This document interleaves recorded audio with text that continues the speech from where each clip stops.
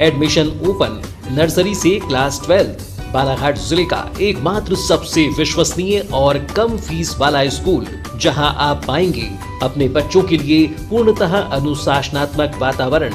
इस सत्र से पूर्णतः e learning classes, award winning learning kits by Eduvate, विशाल खेल परिसर, विशाल conference hall, regular yoga, meditation एवं कराटे प्रशिक्षण, computer lab, maths lab, science lab, smart classes, बाकी स्कूलों से कम फीस पर बस सुविधा भी उपलब्ध, सांस्कृतिक कार्यक्रमों का आयोजन, आउटडोर पिकनिक। जब इतना सब कुछ है तो फिर सोच क्या रहे हैं, फौरन चले आइए, एडमिशन ओपन है। पता Apollo convent higher secondary school, friends colony, ward number 4, Baihar road, Balaghat. Education is not preparation for life. Education is life itself. And Apollo is synonyms of education. A modern atmosphere with e-learning classes born simultaneously with our Indian values. The Apollo provides us a balanced education that helps our students improving physically and mentally. Good education in very good price. We are not less than any big school in any big city. We love Apollo. नमस्कार, आप देख रहे हैं पंचायती राज news और मैं हूं आपके साथ छवि। भारतीय राष्ट्रीय मजदूर कांग्रेस फेडरेशन इंटक के राष्ट्रीय अध्यक्ष स्वामीनाथ जायसवाल, इंटक के प्रदेश अध्यक्ष योगेश्वरानंद नेताम संयुक्त रूप से एक विशेष प्रेस कॉन्फ्रेंस में पंचायती राज न्यूज के प्रदेश चीफ श्री TS राव से कहा कि पूरे प्रदेश में 38 लाख के आसपास कार्डधारी श्रमिकों की संख्या है। उसमें से 85% श्रमिकों को काम मिल रहा है, जहां पंचायत में लगभग 35 लाख श्रमिक काम कर रहे हैं। भूपेश बघेल की मॉडल सरकार पूरे देश के श्रमिकों के लिए श्रमिक कल्याणकारी योजना के मॉडल सरकार बनने की बात कही। बंधक मजदूर श्रमिकों के लिए 4,000 रुपये, नौनी सशक्ति सहायता योजना के तहत पहली 2 बेटियों के लिए 20-20 हज़ार रुपये, कुल 63.75 करोड़ की राशि सहायता अब तक देने की बात कही है। Today, because national President INTC, Mr. Swamnath Jaiswal, as well as the state INTC President, Mr. Yogi is with us. So today you came from the Delhi, you are the national President. Welcome to Chhattisgarh. You have taken the press conference. What is the message to the entire Chhattisgarh Mazdoor unions? Thank you. आपके माध्यम से आपका channel पंचायती राज बहुत ही निरंतर छत्तीसगढ़ के विकास की आवाज़ को उठाते आ रहा है और लोगों तक जन जन तक पहुँचा रहा है। आपको साधुवाद देते हैं।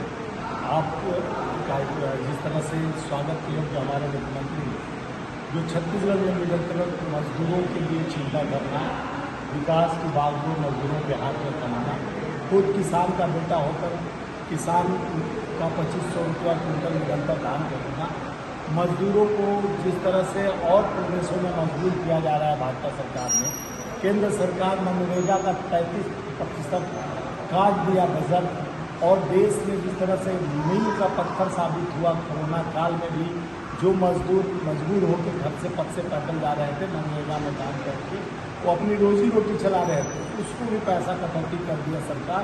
ये अनदेखी कर रही है मजदूर किसान विरोधी सरकार भाजपा। जिस तरह से रमन सिंह सरकार यहाँ पर पहले थी, मैं सरकार को उस समय PM फंड तो मजदूरों को यही संदेश देना चाहूँगा, किसी भी प्रकार की कोई भी समस्या हो हम तक पहुँचाएं। मेरा मोबाइल नंबर है 9098708177।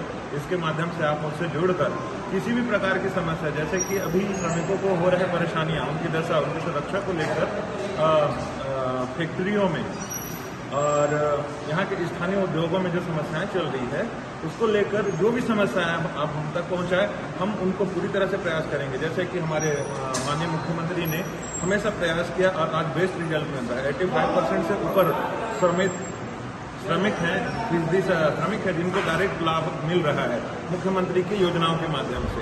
और ऐसे भी हैं जैसे पुनर्वास के लिए जितने भी श्रमिक हैं जो बाहर जाके कार्य कर रहे हैं, उनको किसी प्रकार की सुविधाएं नहीं मिल रही, तो उनको हमारे मुख्यमंत्री ने पुनर्वास योजना के तहत उनको वापस लाकर 2,000 रुपये उनके वापस आने के लिए और 2,000 रुपये उनको नए कपड़ों इंटक फेडरेशन का राष्ट्रीय अध्यक्ष स्वामीनाथ जायसवाल हूँ। मेरे साथ फेडरेशन है और एक फिरोज है सचिव और प्रदेश सचिव। तो ये जिस तरह से हमारी कांग्रेस सरकार निरंतर मजदूरों को छत्तीसगढ़ में काम कर रही है, उसी मुद्दे को लेकर आपके समक्ष रखा कि जिस तरह से भारत सरकार मनरेगा जैसा एक संस्था जो सरकार का बनाई गई है, वो जो मील का पत्थर साबित हुआ कोरोना काल में, उसका भी 33% काट दिया गया। 44 से 4 करोड़ कानून लाकर भारत सरकार जो 8 घंटे मजदूर काम करते थे उसी पैसे में 12-12 घंटे उसी पैसे में कराया जा रहा है। पीएफ फंड काट दिया गया उनका। निरंतर मजदूरों का जो व्यवस्था था, बड़े पूंजीपतियों को आगे बढ़ाने के लिए मजदूर को भी मजबूर कर रही है सरकार। और निरंतर जिस तरह से छत्तीसगढ़ हो या और प्रदेशों में, छत्तीसगढ़ में खास करके जो इंडस्ट्रीज में है, वहाँ के जितने मालिक हैं हमारे मजदूरों को बीच में बिचौलिया रखकर जिस तरह से मजदूरों का पेट पर एक ताला लगाने का काम कर रहे हैं। यहाँ के छत्तीसगढ़ के मजदूरों को काम नहीं मिलता है, वो पलायन कर रहे हैं। 150 तो सिलतरा में फैक्ट्रियाँ हैं, कई जगह पूरे छत्तीसगढ़ में इंडस्ट्री है, लेकिन यहाँ के मजदूरों को काम नहीं मिल पा रहा है। और मिल भी रहा तो जो दलाल किस्म हैं उनके पैसे को तो कौन कौन कंपनियाँ पीएफ देगा, उसके लिए हमें कमेटी बनाकर सर्वे करवाना है सब कंपनियों को, और सरकार को भी बताना है। केंद्र सरकार की नीति जिस तरह से खराब चल रही है, देश के मजदूरों के प्रति हनन किया जा रहा है, उनके दबाव डाला जा रहा है। वो बेचारे मजदूर होकर कभी गुजरात भाग रहे हैं तो कभी महाराष्ट्र भाग रहे हैं, तो हर प्रदेश के मजदूर होते जा रहे हैं। सरकार कल कारखाने फैक्ट्रियाँ तो बंद कर दी, लेकिन जिस तरह से मनरेगा में कई सौ जीएसटी के कारण फैक्ट्रियाँ बंद हो चुकी, खुला नहीं, ताला लगा ही रह गया। आज मजबूर हो गया। एक मनरेगा सहारा था, उसमें भी कटौती कर दिया गया। तो ये सरकार धोखा देने वाली है। और जिस तरह से हमारा छत्तीसगढ़ सरकार ने मजदूरों के लिए हमेशा अग्रसर होकर काम कर रही है, मैं चाह रहा हूँ वैसे ही। और यहाँ के प्रदेश सरकार से मैं निमंत्रण प्रदेश सरकार मुख्यमंत्री से और श्रम मंत्री से कहना चाहता हूँ कि जिस तरह से छत्तीसगढ़ में कल कारखाने फैक्ट्रियाँ हैं, उसको निगरानी में रखकर वहाँ पर जिस तरह से मजदूरों के पैसा को बिचौलिया खा जा रहा है, उनका मानक दर जितना है उतना भी 100 रुपया काट दिया जा रहा था रोजी में, वो पैसा काट दिया जा रहा है। इस पर एक हमारा तो कमेटी गठित कर हम भेजेंगे नहीं, लेकिन सरकार का भी कोई नुमाइंदे हमारे साथ मिलकर जांच कर। कई जगह जर्जर फैक्ट्रियाँ चलाया जा रहा है, जिससे कई मौतें हो चुकी है हमारे मजदूरों को, उसको बताया नहीं जाता है। यदि खबर अच्छी लगी हो तो हमारे चैनल को लाइक, सब्सक्राइब और शेयर करते रहिए। किसी भी प्रकार की खबर, भ्रष्टाचार, घटना की जानकारी देनी हो तो नीचे लिखे नंबरों पर